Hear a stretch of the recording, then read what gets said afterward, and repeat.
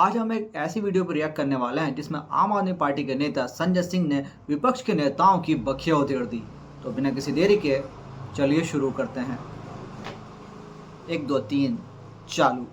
अगर jail well की बात करोगे ना, जिस दिन सत्ता परिवर्तन होगा एक भी आदमी बाहर नहीं दिखेगा। ऐसी बात मत करो, ये धमकी देने की बातें मत करो, ऐसे धमकी देके काम मत करो। अडानी की दलाली करने वाली सरकार हमसे सवाल कर रही है, अडानी की दलाली करने वाले हमसे सवाल करेंगे। हमारा संविधान कहता है सेकुलरिज्म की बात, धर्मनिरपेक्षता, जिसका खुलेआम आप विरोध कर रहे हैं।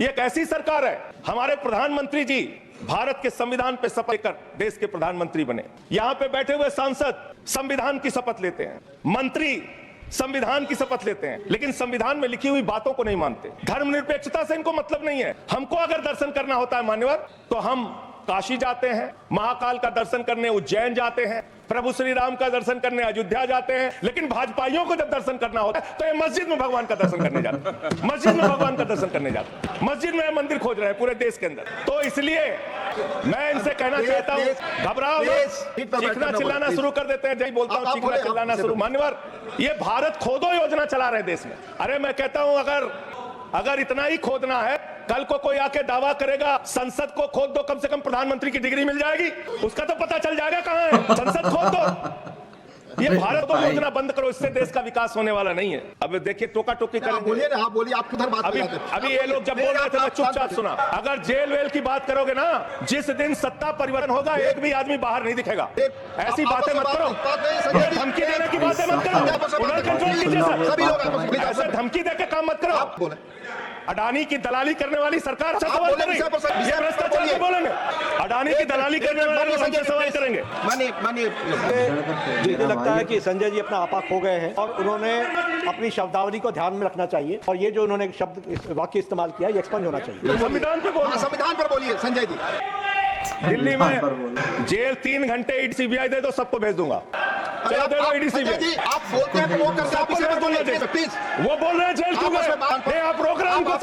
3 सर, आप ही का चेहरा दिख रहा है सर। नहीं मेरा चेहरा नहीं, चेहरा आपका दिख रहा, बोलिए तो सर आप बोलिए। ये लोग भ्रष्टाचार के खिलाफ जब बोलते हैं भाजपा के लोग, तो लगता है ओसामा बिन लादेन अहिंसा पे उपदेश दे रहा है। ये भ्रष्टाचार के खिलाफ बोलेंगे।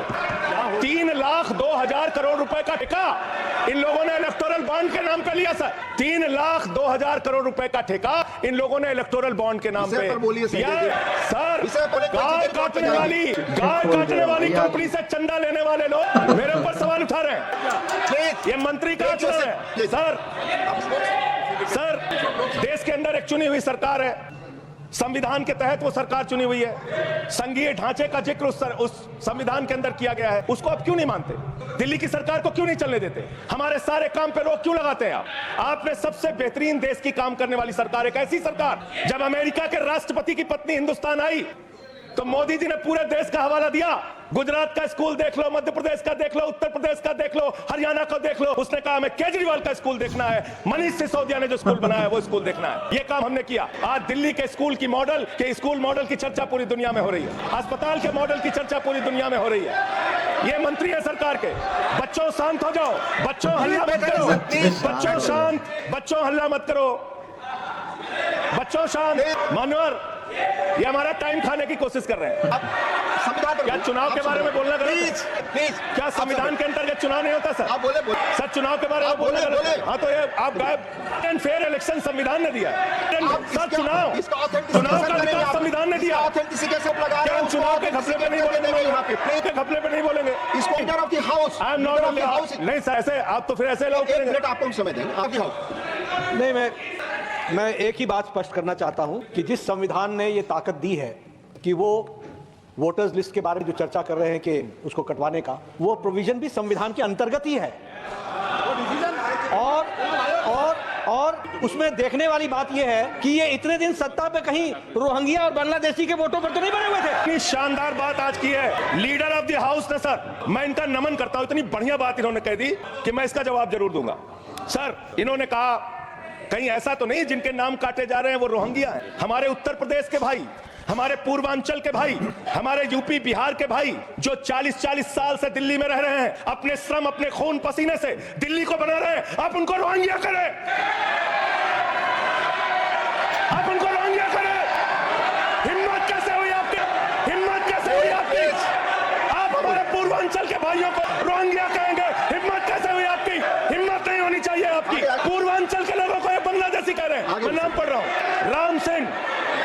बिहार में रहते हैं उनका वोट कटवाया गया। राम बसंत बिहार में बैठिए, रहते आप सब बैठिए, हैं, बैठिए। ये पता है सर, आपके सदन पे रखूंगा।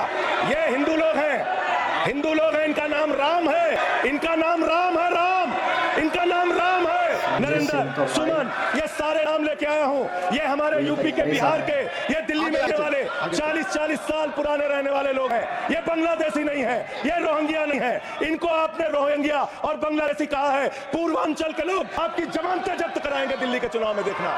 आपको मैंने नाम पढ़ के बता दिया, ये लिस्ट यहां रखूंगा और मैं चाहता हूं ये ऑथेंटिकेट करने के लिए आपने कहा मैं नाम दूंगा। इसकी उच्च स्तरीय जांच कराइए, कैसे इन लोगों के नाम कटवाने की अर्जी दी जा रही है। यही महाराष्ट्र में घोटाला किया इन लोगों ने, यही हरियाणा के अंदर घोटाला किया इन लोगों ने। चुनाव घोटाले से जीतना चाहते हैं, दिल्ली में ये चाल चलेगी नहीं, याद रखना। केजरीवाल और आम आदमी पार्टी यहाँ पे बैठी है, यहाँ पे ये चाल नहीं। संविधान पे बोल रहा हूँ, चुनाव ही गड़बड़ कर देंगे, चुनाव ही गड़बड़ करेंगे तो संविधान कहां से बचेगा सर? चुनाव ही निपटाने पे लगे हुए ये लोग। दूसरी बात हुई दलितों के अधिकार की और बांग्लादेशी घुसपैठिया। सर, पिछले 10 साल से हिंदुस्तान में किसकी सरकार है सर? क्या यहाँ पे ट्रंप की सरकार है? क्या ओबामा की सरकार है? यहाँ पे यहाँ 10 साल से किसकी सरकार है? 10 साल से यहाँ पे महामानव की सरकार है। महामानव की सरकार है 10 साल से।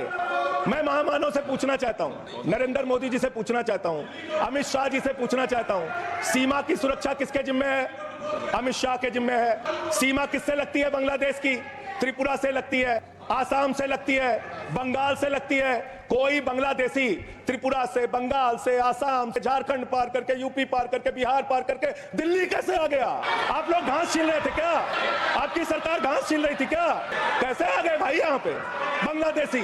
और 10 साल में 10 बांग्लादेशी घुसपैठिया दिल्ली से भगाया हो तो उसका नाम बता दो। राजनीति क्यों करते हो?